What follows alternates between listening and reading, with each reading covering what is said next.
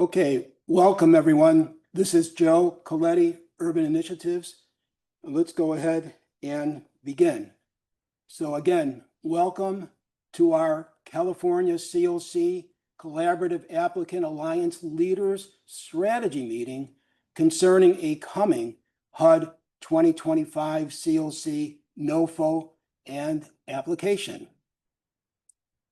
I would like to first set the stage by noting our purpose. As you can see, the purpose of our strategic meeting is to provide our California CoC Collaborative Applicant Alliance leaders with an opportunity to share and to hear. To share what you and your CoC leadership has done, is doing, and or planning to keep your CoC informed regarding the significant changes that credible sources are reporting about a coming HUD 2025 CoC NOFO and application as a means of helping to support each other. And to hear what other CoC leaders have done, are doing, and or planning to keep their CoCs informed, which you may want to consider for your CoC. Also, it would be beneficial to share and to hear responses to the following questions. What impact would a dramatic cut and cap in funding for permanent supportive housing have on your CoC? For example, numbers of units, impact on project-based versus tenant-based permitted housing, key subpopulations, etc. And what criteria or considerations are you exploring to inform your CoC strategy if forced to respond to a NOFO that includes the changes that have been reported? For example, prioritization among types of permitted housing and other types of funding.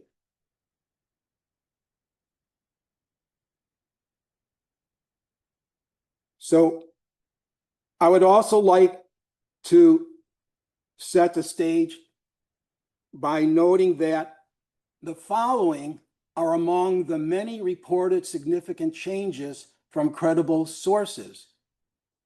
1, dramatic cut and a cap in funding for permitted housing programs. Number 2, available funding for permitted housing for calendar year 2026 is currently at $3.3 billion, but would be cut to less than half of that at around $1.1 billion. Number 3, only 30% of the funds would be allowed to be used to support permitted housing. Number 4, permitted housing projects will be cut and moved to transitional housing assistance. Number 5, no longer adhering to housing first. 6, no longer adhering to harm reduction. Deduct points for projects if the organization applying for federal funding has previously used racial preferences or recognized transgender people. Number 8, changes to tiering. Next, new rules on government benefits, often requiring work or other requirements for people seeking to tap federal subsidies. And lastly, focus on treatment and recovery. Now, continuing on with setting the stage here, we all expect a 2025 CoC application to be significantly different from past applications, including the 2024 CoC application. So as noted on this slide, significant changes that credible sources are reporting about a 2025 CoC application, and upon comparing to the 2024 application, and this is what I did, will very likely involve the removal of the following application sections in a 2025 CoC application. sections 1C6 and 1D2. Section 1C6, addressing the needs of lesbian, gay, bisexual, transgender, anti-discrimination policy, etc., equal access trainings, likely to be removed. 1D2, housing first, lowering barriers to entry. This is another question in the 2024 application, another section. You remember, demonstrate at least 75% of all the project applications are using housing first. Describe your tools and methods that you use to regularly evaluate and ensure all projects that commit to following a housing first approach, and describe the steps that the CoC is taking to improve fidelity to housing first, likely to be removed in the 2025 application. Along with these other sections, 1D4 and 1D5. 1D4, strategies to prevent criminalization of homelessness. Again, last year in the application, the 24 application, 1D5, rapid rehousing. Remember, demonstrate an increase or clearly demonstrate the number of rapid rehousing beds in your CoC's geographic area significantly meeting the needs for this type of housing, likely to be removed in the 25 application. And just lastly on this, that two more sections that are very likely to be removed, 1D9 and 3A1. 1D9, advancing racial equity in homelessness. You remember all of this? Has your CoC conducted a racial disparities assessment in the last 3 years? Enter the date, the data, how you use the data to determine things. 3A1, remember this one? This was the CoC bonus, okay, to apply for new permanent supportive housing or rapid rehousing projects, not very likely in the 2025 application. So with that, I just want to finish setting the stage by focusing on sharing and questions and comments. Given the number of CoC collaborative applicants present, the goal is to allow as many CoC collaborative applicant leaders, as many of us, an opportunity to share during our time together. However, the more that is shared, the more questions and comments will likely come to mind.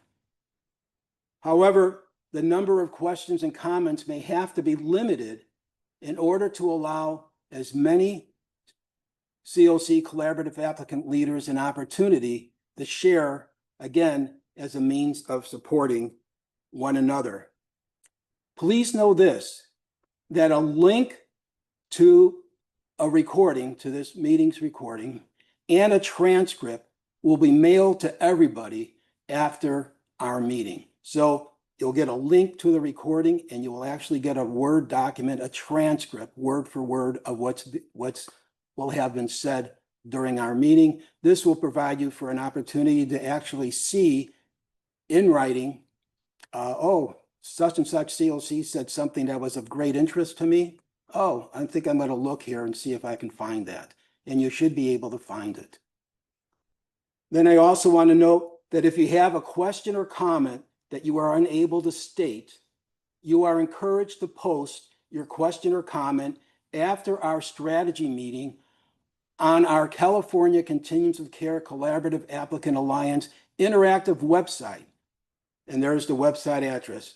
I think most, if not all of us, are pretty familiar with this website. Many of us have used this website before to post things, and many of you have responded to those posts as well.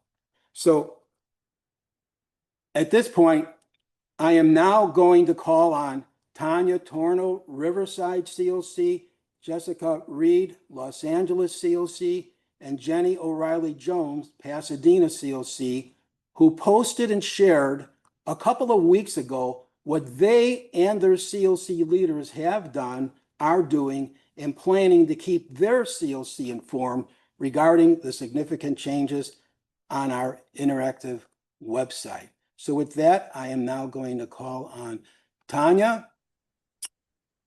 Thank you, Joe, and thank you again for hosting this. I'm eager to share, but even more eager to hear what other ideas are coming across the different CoCs.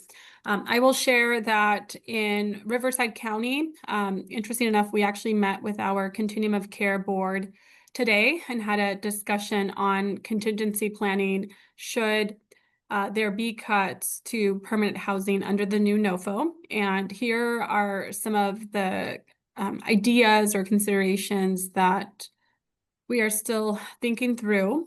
Number one, we have discussed revising our coordinated entry system prioritization policy to include a preference and a top tier preference for individuals and households who are currently being assisted across our HUD Continuum of Care programs. On here or on the screen, you'll see that we noted permanent supportive housing, but given that even rapid rehousing could be questionable, during today's meeting, we agreed that a prioritization policy should just cover both components to be safe. With the idea of transitioning anyone else or individuals to other permanent housing opportunities that go through our coordinated entry systems, such as No Place Like Home units, Home Key, as well as HAP PSH programs that we currently fund. I will say that we recognize that while this is a good idea, there definitely have to be exceptions or opportunities for new people that are engaged and also have high needs to be able to gain access to PSH beds.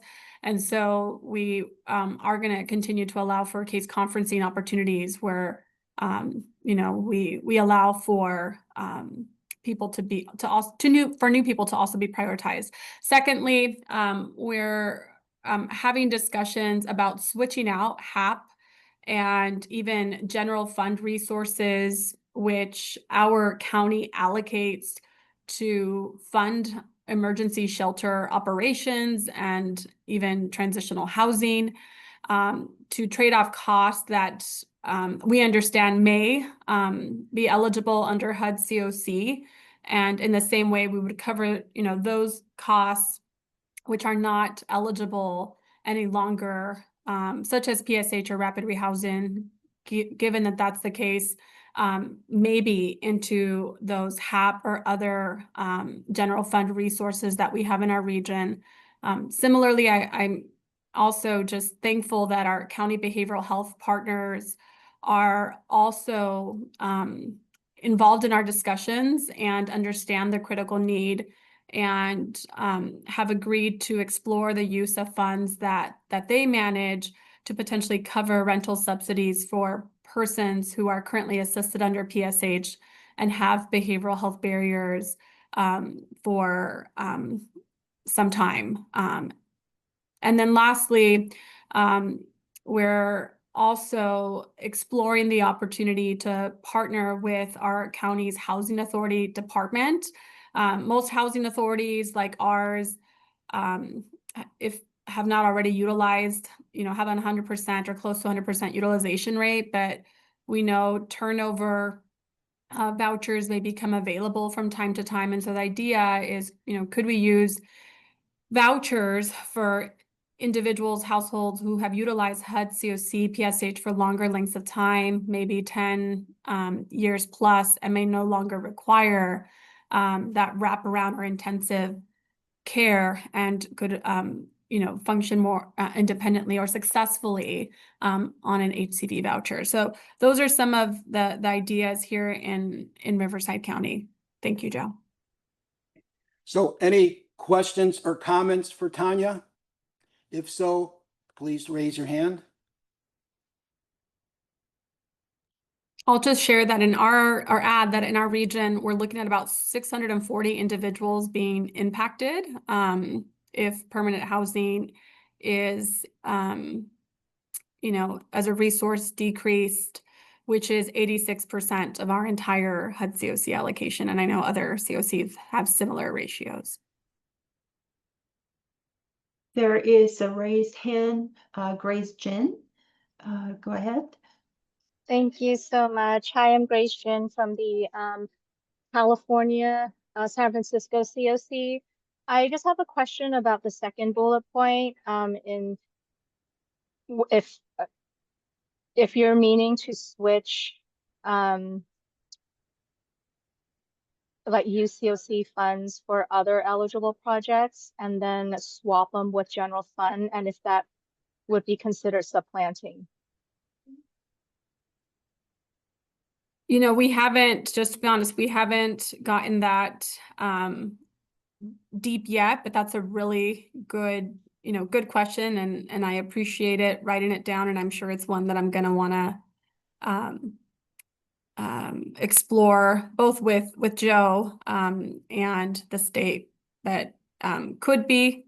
And I don't think it would be an issue with our general fund dollars because they are much more flexible, broader in nature. We're already having conversations with our county executive office, so they're aware of our current state and are asked to trade those off. But I could be a problem for HAP. I'm not sure.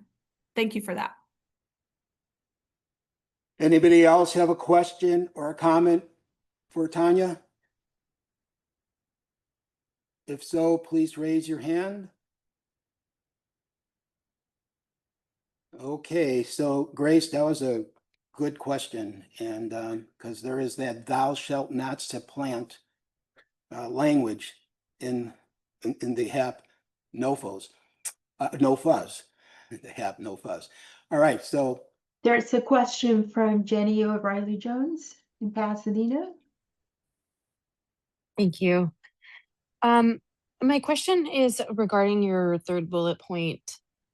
And I know you mentioned housing authorities working at, kind of full lease up already, but have the emergency housing vouchers been part of that discussion? The challenge with that funding stream kind of came first, and we're already grappling with that. So, we're just not seeing a way, we're not seeing a way to convert, just the EHV folks over to HCV, let alone our CoC folks. Yeah. And I do realize that we're in a bit of a different situation than most folks. We, as a result of operating in a shortfall last year or last federal fiscal year, we worked with the previous administration to obtain additional resources to meet our shortfall. And so as a result of that, we have been able to transition our EHV, or are working towards transitioning our EHV households. I think we had about 340 households to a Section 8 voucher. But I do know that's not the same resource. Not other housing authorities don't have the same resource. We usually have turnover vouchers anywhere from about 30 plus that become available per year. But what I would recommend is looking to maybe like the first bullet point of what other PSH turnover opportunities or new developments, if you have new developments in the pipeline that could be used and could prioritize individuals needing to come off HUD CoC PSH.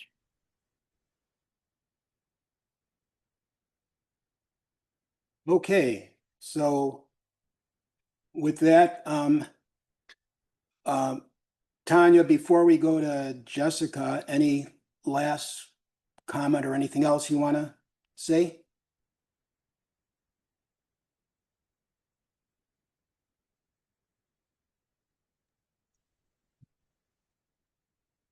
Tanya, anything before? Any last thing you want to say before we go to Jessica? Just that, again, we've already had a meeting with our Continuum of Care Board of Governance, as well as our subrecipients who are being impacted. Our biggest concern is we have some projects that, already have start dates, in the next few months, and we don't, there's a lot of uncertainties about the NOFO. So this conversation, Joe, is timely, and so we're eager to see what everybody else is doing, because we're gonna need to put some of these contingency plans into place pretty quickly. Thank you. Thank you. Okay, Jessica. Hi, Joe. Hi, everyone. Just checking you can hear me, okay? Yes. Okay, great. So thanks for hosting, Joe, and everyone for the conversation. I think, like everyone probably realizes with what we're facing, which is essentially a reversal of decades of federal homelessness policy, within 1 year, that what is being proposed around this 30% cap would absolutely decimate the backbone of our system here in LA and LA County. And we are, I think, trying to work on communicating to our CoC at large and all of our CoC governance stakeholders, and our city and county leadership. We've been doing a lot of consultation, a lot of briefings around the threats to the program, and planning some additional briefings with additional information in the next week and a half or so. We're also analyzing our portfolio, which I'm guessing, like most of you, most of that is permanent housing, because that's been the the federal policy, the direction of that policy for decades, and what has been incentivized in terms of gaining new funding over the years. Most of our portfolio is permanent housing, almost 90%. Most of that 90% is 77% or so is permanent supportive housing. And so, and in terms of scale, we've got over 7,000 units with rental assistance. We've got another 1,300 units that have some form of either leasing, operating, or supportive services. So we're talking about, more than 8,000, close to 9,000 units being impacted. 10,000 or more participants impacted by this. A 30% cap would effectively mean that we would need to find some way to triage, more than 130 million of just PSH. So we are trying to break out some scenarios and some strategies with that sort of scale and context in mind. We are challenged by the local sort of economics around our local, state, and federal resources right now. Our whole system is essentially contracting. There are cuts at every level of funding. Of our two largest housing authorities, I know at least one is still in shortfall, so that any opportunity to try to utilize mainstream vouchers doesn't seem feasible, certainly at the scale that we're operating.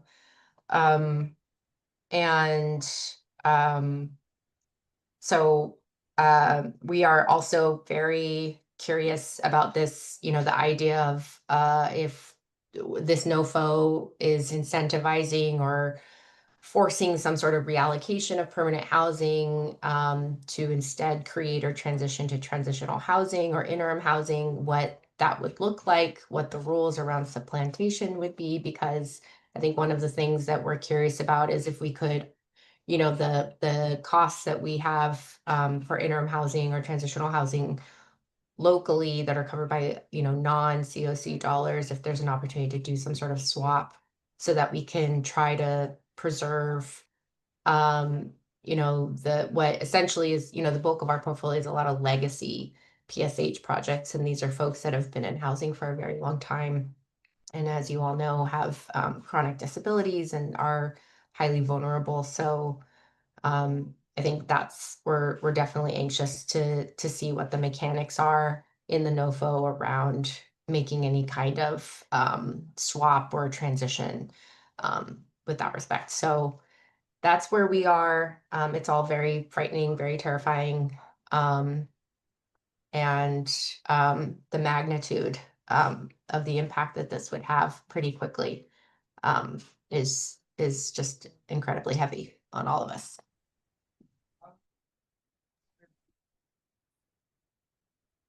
Okay, any questions or comments for Jessica? If so, please raise your hand.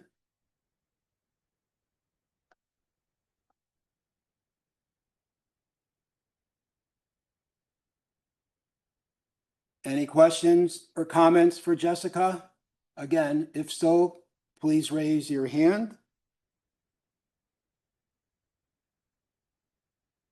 Okay, Jessica, anything else you want to add or say before we go to Jenny? No, I think well, the only thing I think that what I'm curious about is how are folks, yeah, we've been in contact with Glendale, Pasadena, Long Beach, just as, you know, the 4 COCs in LA County. And I know that folks are preparing, you know, trying to prepare a priority list that would be for status quo if there's sort of, we somehow, if somehow all of the advocacy is successful in renewing projects for an additional year, having that ready, but also trying to create uh, lists that would essentially, you know, implement some of the changes they've heard and sort of being prepared to respond to that NOFO application. So I am curious what folks are doing in terms of their policies and, you know, some of those deliverables that we typically have to include with our NOFO application and that require, you know, CoC approval. So I'm curious how folks are approaching their reallocation policies, your scoring, and your sort of ranking and in this moment as we wait for what we are, you know, what we're discussing here. Okay, so then after Jenny, everybody will have a chance to, if like to share something along those lines or other lines. So with that, Jenny. Thanks, Joe. And thank you, Jessica and Tanya. So in Pasadena, we have been doing kind of a combination of damage control and just doing our best to prepare for what may come. We did advise our permanent supportive housing CoC funded PSH programs to pause new enrollments, and for rapid rehousing programs, including 2 new ones that we're just starting to enroll folks and get them leased up. We're recommending that they not commit to providing rental assistance beyond their current grant terms. Fortunately, both of those projects have started kind of later in this calendar year, so they have a lot of next year to, where they do have funding under contract. But we just don't want to place a whole bunch of folks in housing and then have to pull the rug out from under them. And then we did actually have a board meeting a couple days ago, and our board did approve an updated reallocation policy. We basically just needed to revise the policy so that there was a pathway to make reallocation decisions in order to meet the requirements of a NOFO. Previously, reallocations were really just based on performance and spending. There was a little caveat in there about, maintaining HUD required elements of the COC, like for instance, HMIS. So we just had to kind of reshape it so that if we are forced to reallocate, 2/3 of our permanent housing funding, that we have a means to do that.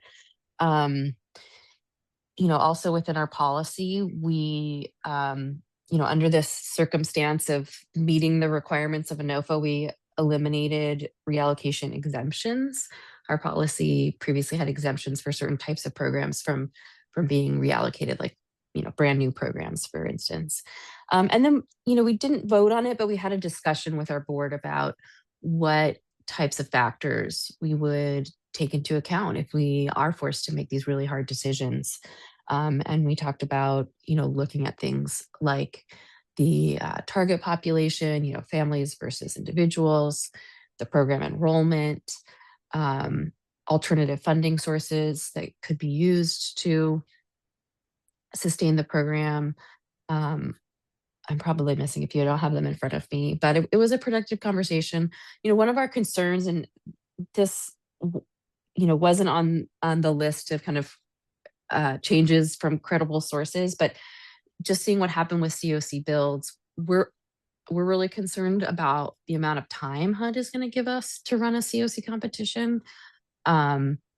You all know a few years ago we only had 60 days instead of 90, and that was bananas. And we don't know what HUD's going to give us. And we anticipate we're really going to be scrambling, so we're just trying to queue up as much as possible. We typically don't start our renewal project application process until the NOFO is released, but we're starting that now. And revising the application, revising the evaluation criteria. We do have that July email from HUD, right, where they said these are what the priorities are going to be, and those are usually the things that we're waiting to see in the NOFO before we start all our processes. So we have those, and yeah, we're going to do the best we can to keep our folks housed. Yeah.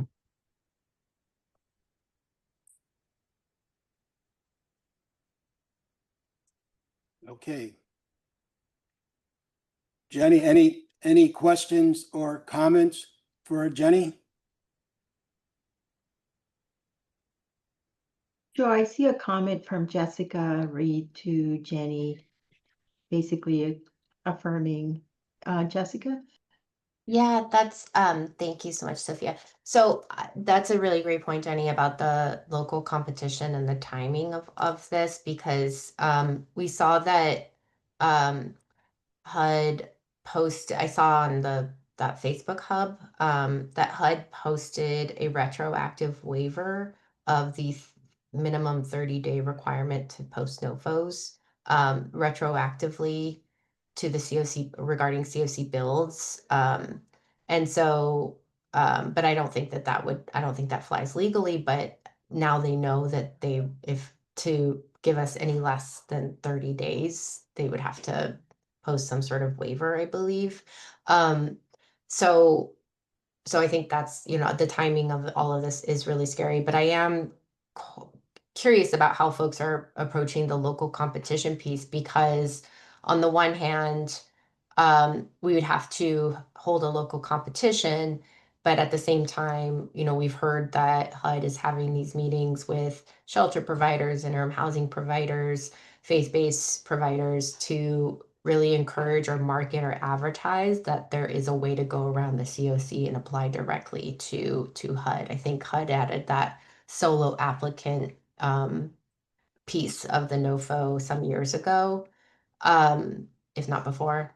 So I am curious how folks are trying to, in addition to trying to figure out how to mitigate the loss of so much, permanent supportive housing, permanent housing that's and not making people unhoused again. How are folks thinking about this compressed timeline and the local competition aspect of it.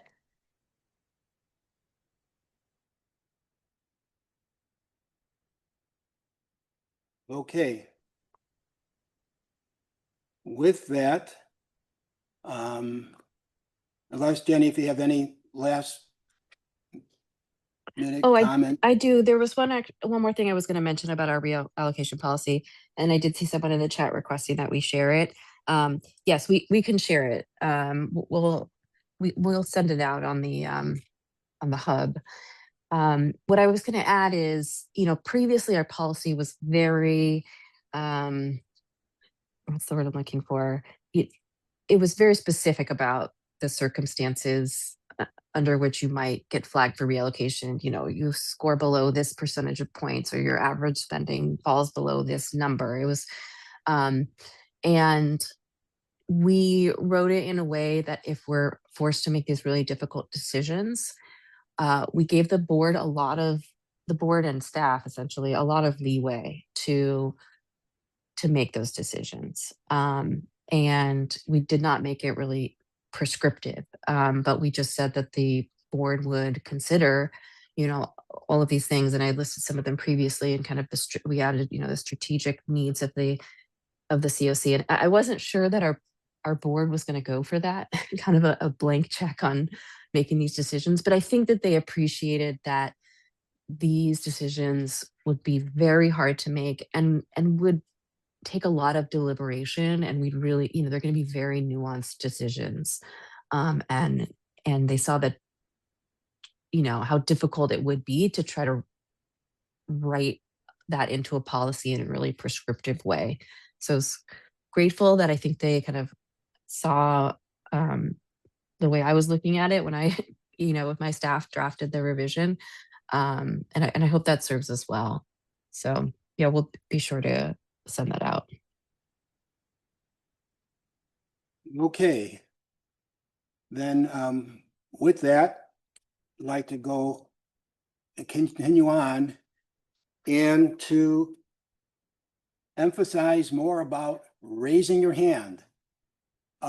So again, as previously noted, and I've stated, was the purpose of our strategic meeting is to provide our California CoC Collaborative Applicant Alliance leaders with an opportunity to share what you and your CoC leadership has done, is doing, and or planning to keep your CoC informed regarding the significant changes that credible sources are reporting about a coming HUD 2025 CoC NOFO and application, but to share that which is similar or perhaps in addition to what Riverside, Los Angeles, and Pasadena just shared as a means of helping to support each other. So again, want to encourage you to raise your hand, to share something that perhaps is similar or in addition to what Riverside, Los Angeles, and Pasadena has shared with their CoC to date. And then also to hear what other CoC leaders have done, that's another, or doing and are planning to keep their CoCs informed, which you may want to consider for your CoC. That's another purpose, to hear, because you may want to consider what you're hearing for your CoC as we support one another going forward. Then again, also, it would be beneficial to share and to hear responses to the following questions. Then raise your hand. Again, what impact would a dramatic cut in cap and funding for permanent supportive housing have on your CoC? And what criteria or considerations are you exploring to inform your CoC strategy if forced to respond to a NOFO that includes the changes that have been reported? So again, raise your hand. We want to encourage you. This is an opportunity for you as a CoC collaborative applicant leader to jump in and to to share anything that perhaps is similar or in addition to what Riverside, LA, and Pasadena share. So please go ahead and raise your hand and you will be acknowledged. Your raised hand will be acknowledged, and then once acknowledged, then, uh, then acknowledge your name, Zulima, and that you're from an Orange County COC. So, but, so, Go ahead, Sulima. Thank you so much. So Salima Lundy from the Orange County COC.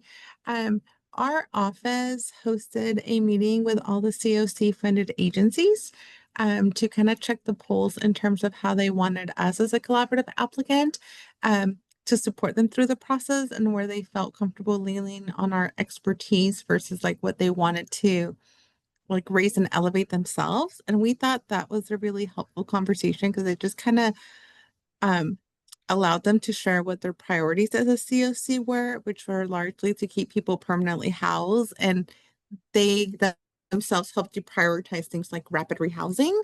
And then the other thing that we have been thinking about is that this competition process is probably not going to be traditional with your, ad hoc and like thinking of the strategy, but it's going to be more of a systemic discussion in terms of like, how do we allocate some resources and some funding? So I think that once the NOFO drops, we'll have more guidance in terms of what's expected of us, but we imagine that conversations will be had with the funded agencies as a system, and then flush this out through an ad hoc afterwards. So like looking to focus more on the funded agencies than on the COC board is something that we're exploring.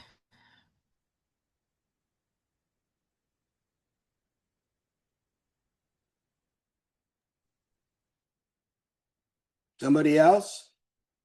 Raise your hand.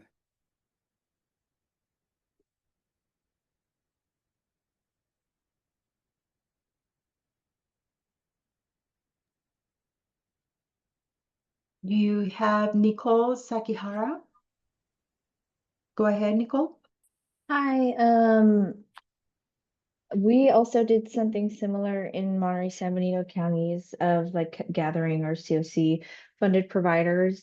But we also discussed the not only what we had heard about in the Politico article, but also the executive orders and how that might affect the competition. And I was kind of wondering if you all had also like how are you I think it was Jenny that you guys are starting to do your local competition, but we were kind of hesitant just because we're not sure, like even outside of just the 30% permanent housing caps and things like that, like how all of those executive orders are going to influence the NOFO and then in turn influence what we can and cannot do in our local process. Uh, we're trying to give guidance about shifting neutral language, but when you hear things like anybody that has served people based on their gender identity or who identify as trans could possibly just get points reduced. We're not really sure how to handle that in our community without sacrificing morals. So if anybody, I'm not sure what anybody else is thinking of doing or how they're planning to handle those types of things. Any comments for Nicole? Well, I'll just say, Pasadena, we're a plaintiff in the King v. Turner lawsuit. And, we are protected currently, which may go all the way into next year by a preliminary injunction. That essentially has restrained HUD from applying those executive orders to our grants. And that's, also kind of what happened with COC builds, and there was very quickly a lawsuit. I anticipate that we're going to see litigation when this NOFO comes out. And, my hope is that we will, we'll continue to get some legal protection against some of these things that we don't believe are legal. But I think it also remains a question if, how long we'll retain that protection, and if, the final say of the courts will will land on our side. The judge assigned to our case seems to be very much kind of in our corner. But HUD is, they've already filed an appeal with the Ninth Circuit Court of Appeals against the injunctions. And, this, like many of the lawsuits out there against the current administration, could very well go to the Supreme Court. And I think they'd be less likely to see things our way. So certainly litigation is part of the strategy.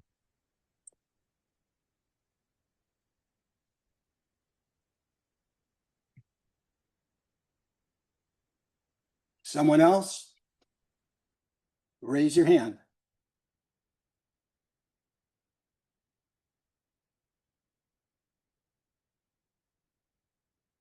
Actually, I'm a little surprised because I prepared this slide because some of you on the call who will remain nameless, other representatives from other COCs that have yet said anything. Some of you have shared via the media what you and your COC leadership has done or is doing and are planning to keep your COC informed regarding the significant changes that credible sources are reporting, which include, number one, some of you have said, moving money around or even relabeling our programs. We already started helping fewer people in anticipation of the cuts.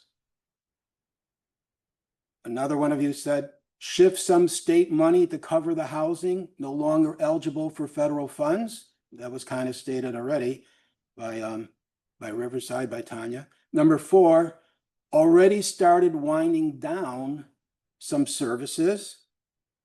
One of you also said, looking at Medicaid spending through behavioral health and see if there is any flexibility to pay for housing. And in the midst of all of that, one of you noted that at least 1,000 households would be at risk of homelessness for your COC, that your COC dedicated about 86% of its $40 million in federal continuum of care funding to permitted housing in 2024. More than 80% of funds goes towards keeping people in permitted housing.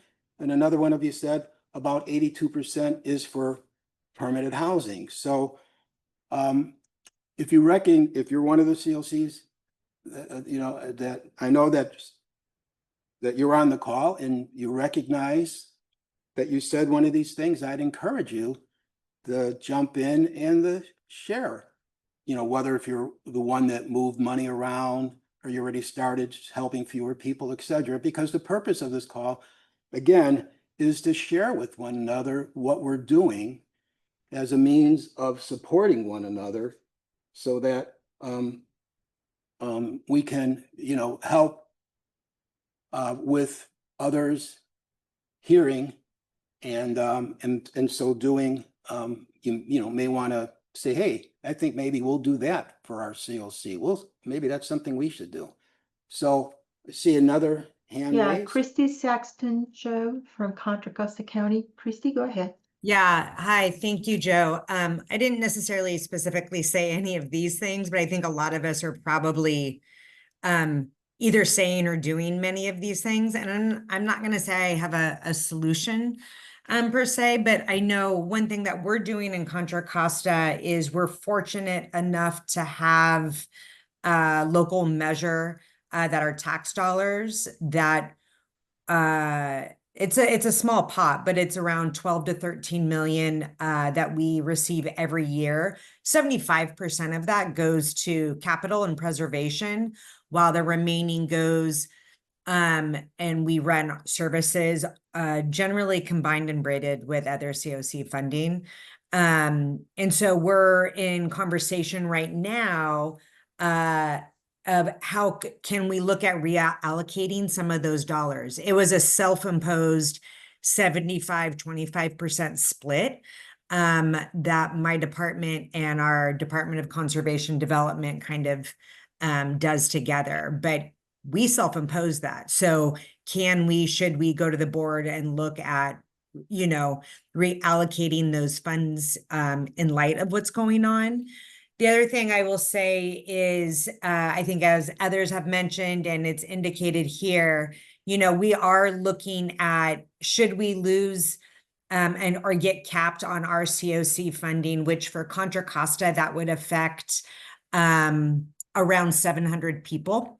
And that's not including the loss of our emergency housing vouchers which is another 350 people total. So we're in Contra Costa. We are looking around, again, I didn't say number 6, but we are about 1,000 households. So looking at what can BHS help with, and we're really looking at right now, getting ready for the January 1st start date of transitional rent. We are embedded within the health department, and we're going to be the transitional rent provider for the county. And again, that's going to be limited, but we are looking at, okay, for the people who are at imminent risk of losing this, because, this many can go to behavioral health. This many can be hopefully tapped by transitional rent. This many can maybe the VA. We have a good working relationship. Is there anything there? So we're definitely doing that. I will say so California, there was a provider within California that is a part of the CoC builds. It's in Contra Costa. Most people don't know that. They are a named entity on the lawsuit. And from our calls, we do not anticipate any final ruling, probably well into spring. And so the money's then tied up. Our project is going to be able to move forward, but there are other projects in the country that they're dead. And our fear is with the CoC, is that going to then impact us, of course, even further, and really trying to impress upon our local electeds the severity of this. And we're having a little bit of trouble of breaking through of what that severity is, because everyone is focused on the Medi-Cal cuts in our county. So it's hard for us to break through, which we feel this is the second largest safety net we have. So any thoughts around that? I've been in touch with people at NEH, at Cal ICH. I know you guys are on this call. We're engaging with CSAC. We're engaging with our local trade, organizations up here to support. But anything else that we can do that we aren't doing, I'd be interested in hearing about.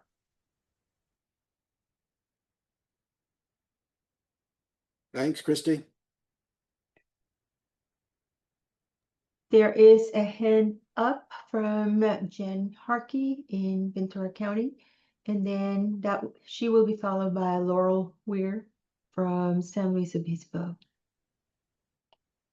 Thanks for the discussion, everyone, and appreciate the time, Joe. Just wanted to mention, we went to our Continuum of Care board this last week and just presented the anticipated changes that we may see at the federal level with our CoC grant funding.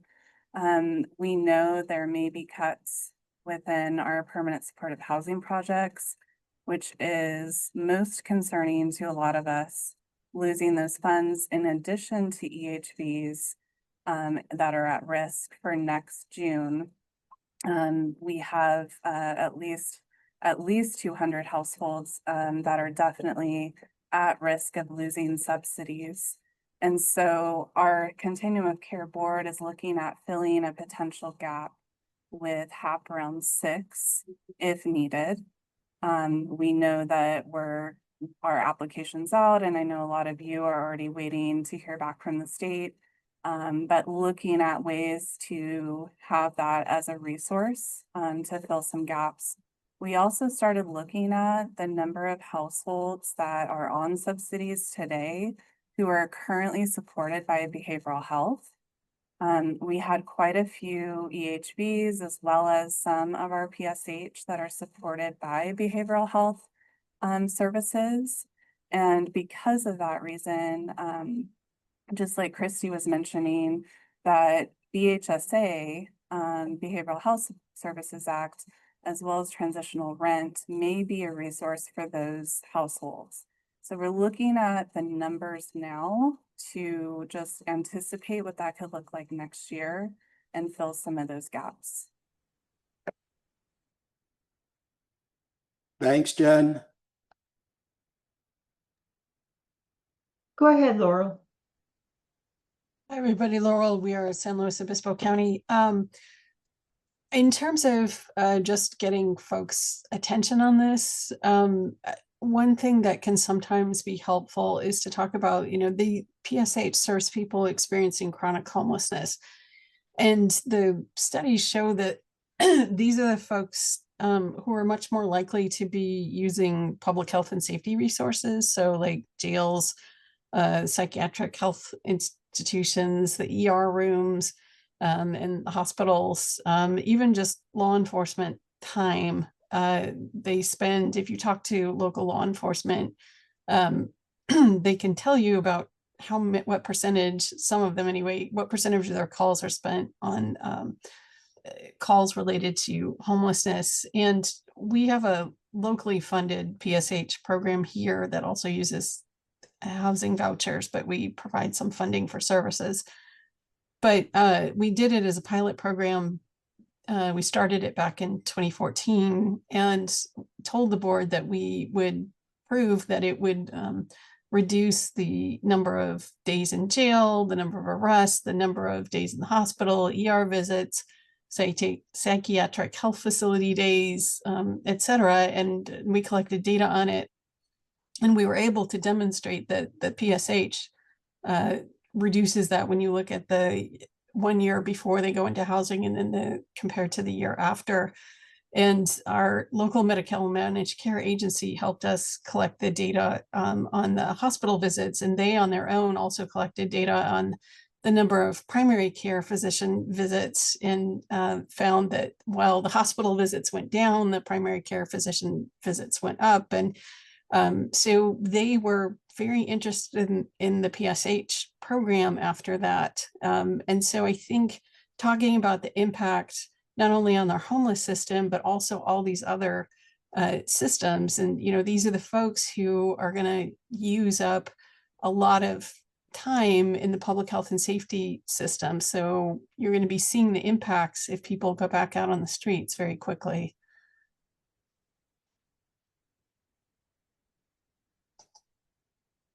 Okay, thanks, Laurel. Jenny? Hi, thanks. I actually had a question for folks. As many of you know, HUD hosted a meeting at Pepperdine a few weeks back, focusing on those solo applicants and particularly religious institutions. I did not attend the meeting, so I can't speak to it.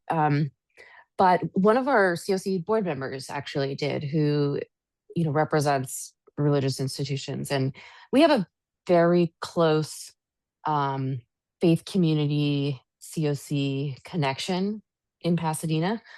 And it was interesting because whereas I really saw the solo applicant pathway as a threat to our CoC, our board member really was excited by the opportunity because she felt that it was an opportunity for institutions that do a lot to serve this population, but may have felt kind of cut out of the process, even though we all know they've always been eligible to apply. And I'm wondering what any CoC is doing to maybe outreach to some of those potential solo applicants that HUD is outreaching to. On the one hand, I don't think that they appreciate kind of the harm it does to a CoC to carve the money out of our ARD. On the other hand, they're likely not beleaguered by, previously, like the things that we're being penalized for, right? That HUD has a record of, right? And so I think there's potentially opportunity there to, collaborate with them and at least bring them into the conversation of like, here is the big picture. This is what our community is set to lose. These are the holes we have. These are the alternative resources we're looking at, but this is what's going to be left. And just so that, if they are going after this funding individually, they're not doing it in a silo, right, in a void. And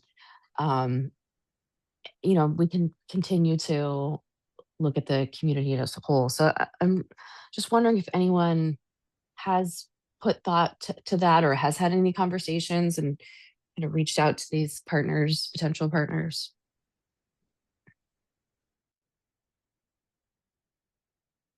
Anybody want to go ahead and respond to Jenny? Please do.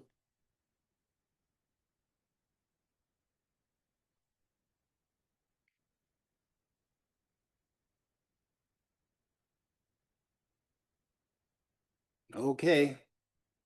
Thanks again, Jenny. And, you know, do want to note a few things. I mean, to provide a little bit time more for anybody else to share. I mean, you know, there is about 100 of us on this call. And so I would think that perhaps more of us would like to share. And if you would like to do so, please raise your hand now and you'll be acknowledged. And while you're thinking of that, I will also like to add that you know, Veronica Wilson, you know, with the Mendocino County, she had emailed me this morning to say that she's at the NHSDC, you know, the National Human Services, what is it, Data Consortium Conference in Baltimore today, and that she wouldn't be able to attend the meeting. And she said something that she would like to be shared, and I told her that I would share it with all of you. And she said, I wanted to share that I am hearing from our colleagues that HUD will likely add the same restrictions on applicants that were in the CoC builds NOFO. If so, no California CoCs will be eligible to apply due to California sanctuary and housing first laws, among possible others. And then she said, our colleagues from states like Massachusetts are in the same boat and are hoping the government shutdown goes at least 35 days, so all existing contracts will be renewed.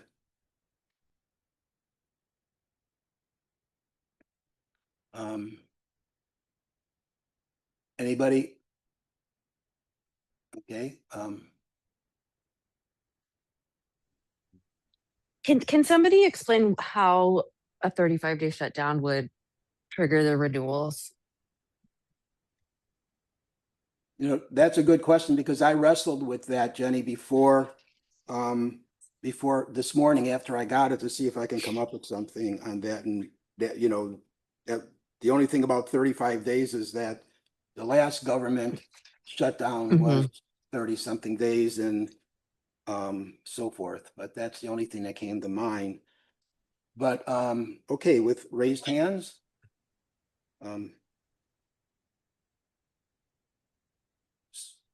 Sophia, you gonna acknowledge? Yes, I Alex? see Alex.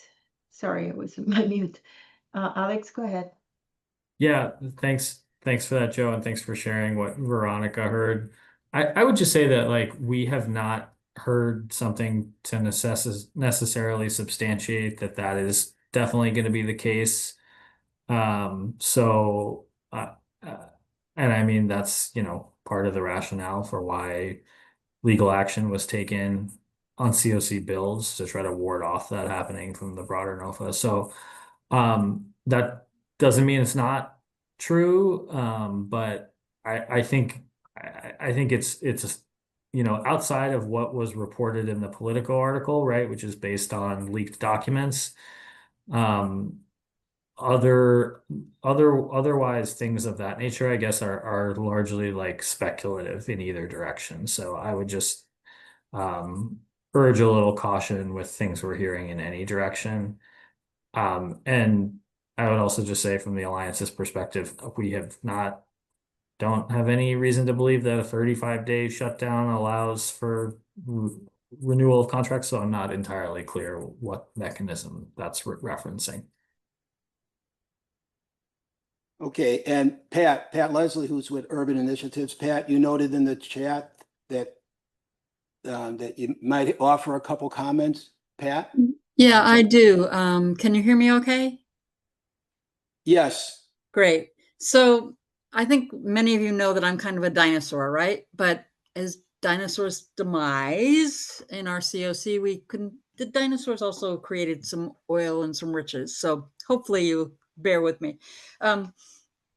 Two pieces. I'm going to start with the last one first. A radical thought.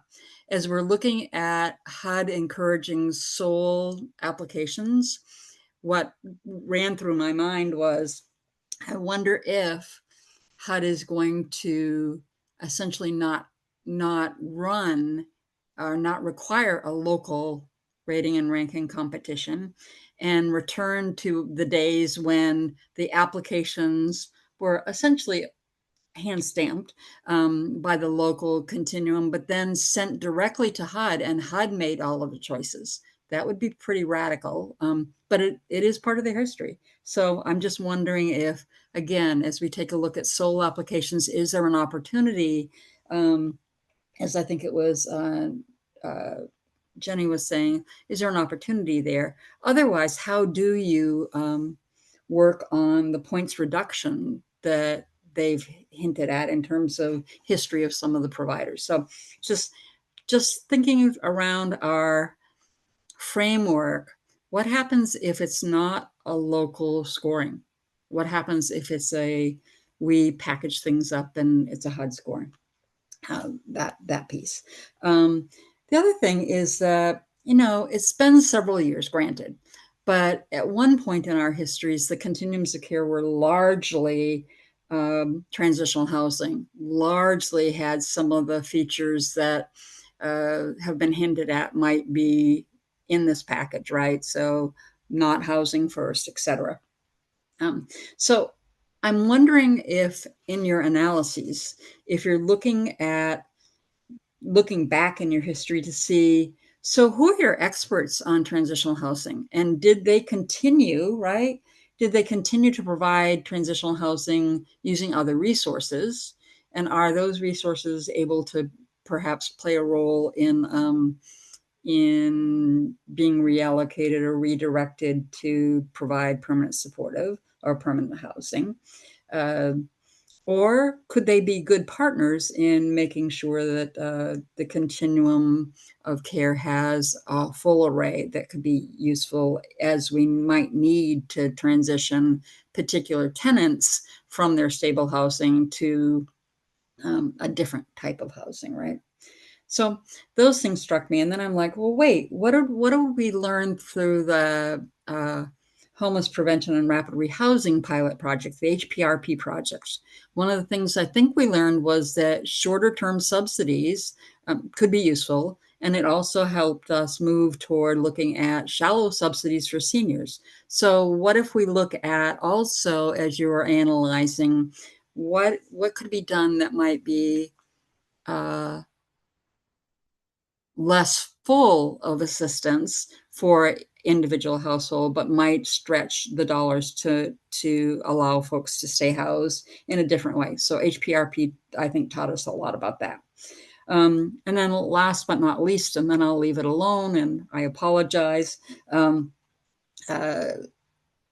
you're looking at your portfolio and you're looking at your permanent housing portfolio, I would suggest that you take a look at what of your portfolio is tenant-based housing, and are there any projects that are sponsor-based housing that might then sponsor-based housing in the marketplace, sponsor-based housing that is controlled directly by your agencies that then could be able to be used differently in the CoC to, again, either provide transitional housing in a stable setting for some folks that are already there, or rethinking how you use those resources, rapid rehousing resources potentially, and the sponsor-based housing.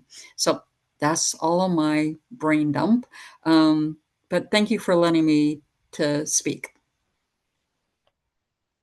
Thanks, Pat. With our remaining time, I do want to ask each they ask each of you about what have you heard that perhaps is new that we recently that we haven't heard before. You know, so for example, Jessica, right? Jess, you're still with us, right? Yes, you are. And I know, wasn't it yesterday you mentioned that about a homelessness czar was going to Oh. pop up?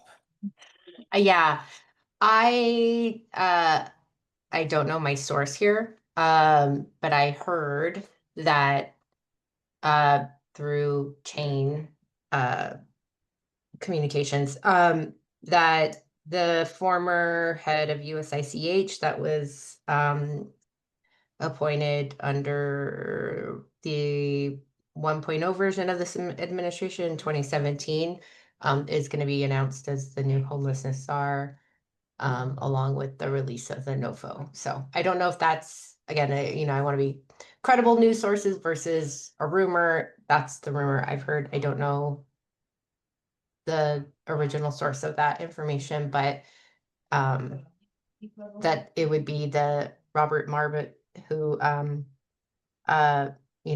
is aligned with the administration's homeless policy priorities. And for those of us that remember him during that period of time, he was very anti-housing first. You know, perhaps many of you remember him as well. But with that, anybody else recently heard something that may be relatively new for most of us? Anybody?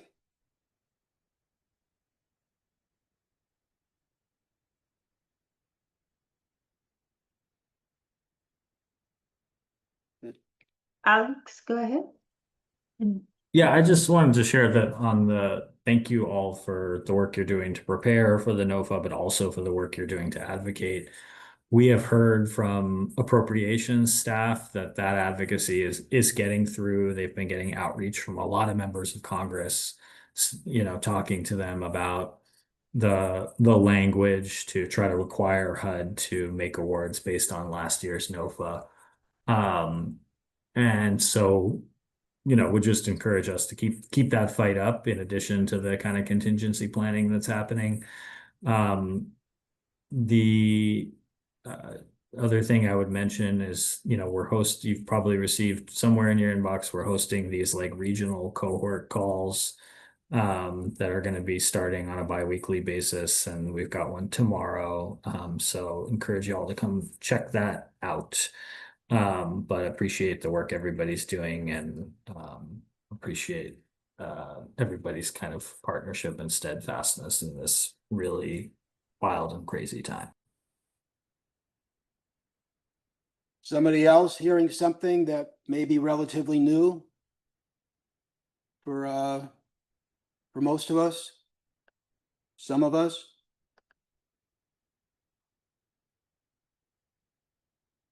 There is a question from Aaron Zell. Yeah, thank you. I also posted in the chat. It's not necessarily CoC related, but what about the CalFresh WIC cliff on November 1st when those benefits won't be provided? Does everybody have plans in their community for how they're going to deal with this? I know in our population, we have the highest per capita homelessness rate in the United States, and we never have enough funds to deal with the normal state of being. But what's going to happen on November 1st when these people no longer get CalFresh or WIC benefits?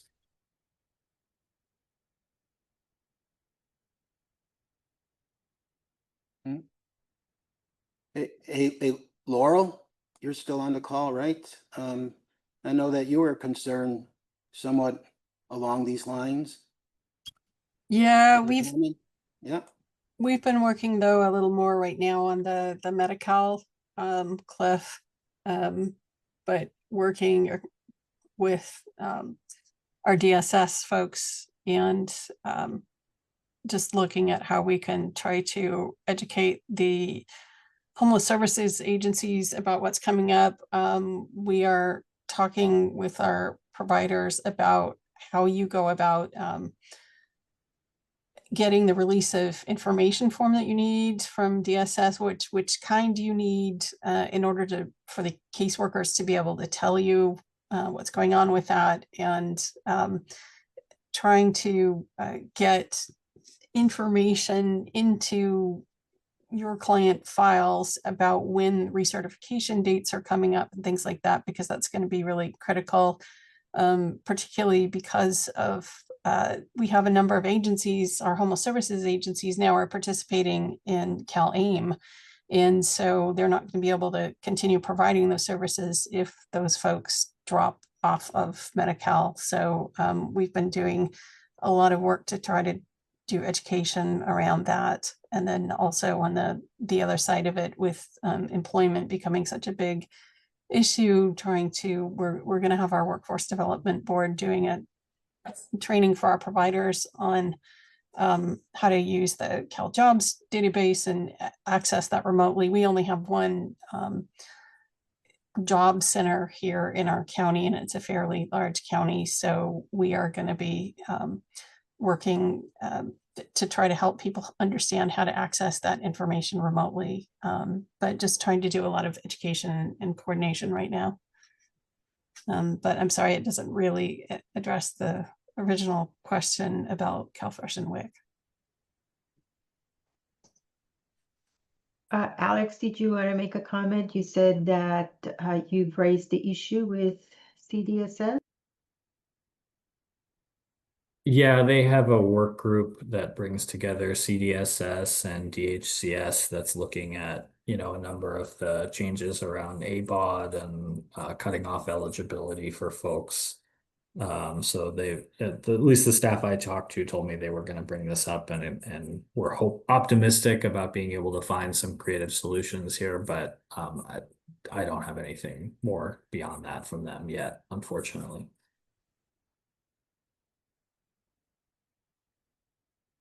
Anybody else have recently heard something that most or perhaps some of us don't yet know that you'd like to share? Anybody?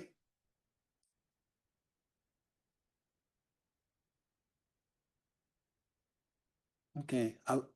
One thing that I'll add to that would be about, and I noticed in the chat there's a little bit more, Grace, and you and others have been noting about transitional housing and faith-based organizations, and stuff that I either heard, or even talked to a few of you that are on this call about, is the whole idea about, reaching out to the faith-based community is because of shifting permanent housing, meaning permanent supportive housing and rapid rehousing funding, right, over to transitional housing. And there's many of us that I'm sure that can remember about, you got to go back about 10 years when HUD was encouraging everybody to reallocate transitional housing, and now it seems like we're going in the opposite direction. And so there's a general belief, at least among some of us, feeling that faith-based organizations are being emphasized because they're the ones that would probably go after that transitional housing funding.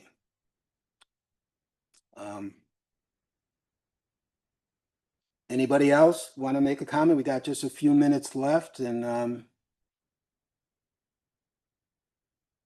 anybody? Okay.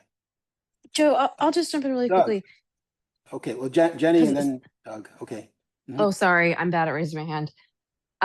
I just wanted to thank you for bringing us together, and just just comment that as hopeless as this feels, like this has just been so helpful to gather all these ideas. There's a lot of actionable ideas. And so thank you for bringing us together. I hope we do it again. There is a lot we can be doing. Not all is lost. And before Doug jumps in, I just want to say, Jenny, if I think there's probably many of us know that we've been meeting as an alliance, right? The CoC Collaborative for many years now, have gotten together often, even with HUD representatives like William Snow and so forth and so on. And so we'll continue.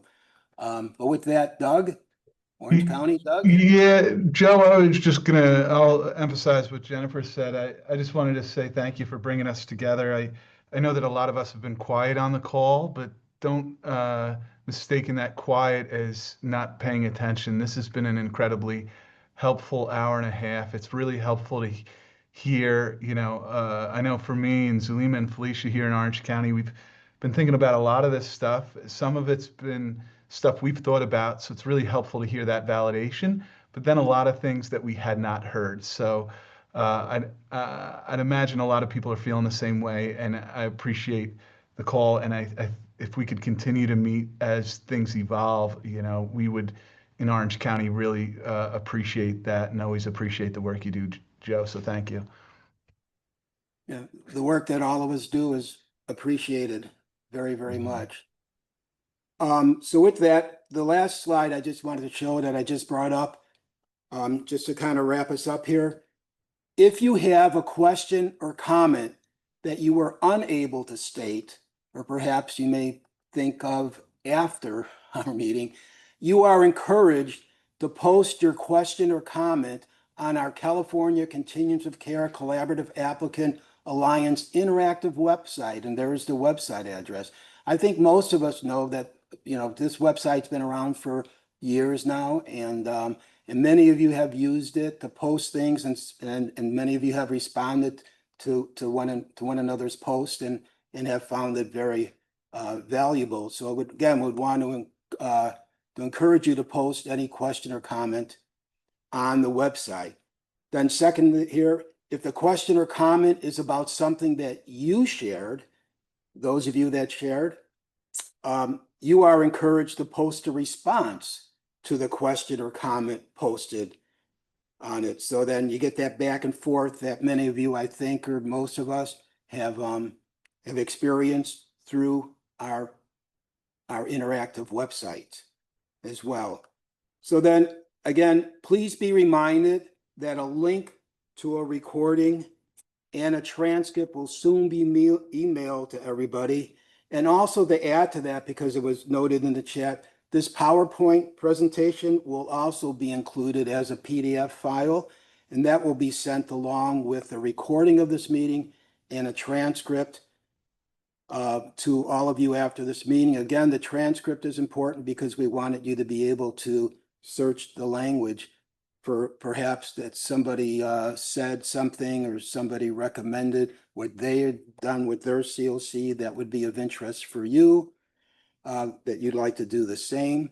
So so you'll soon get that. As soon as we can pull it all together, we will get it over to everybody via email. So let's continue to support one another as we have over the years. And again, let's plan on virtually meeting again soon. And so I'm going to stop sharing. And with that, I just want to say, let's continue to stick together.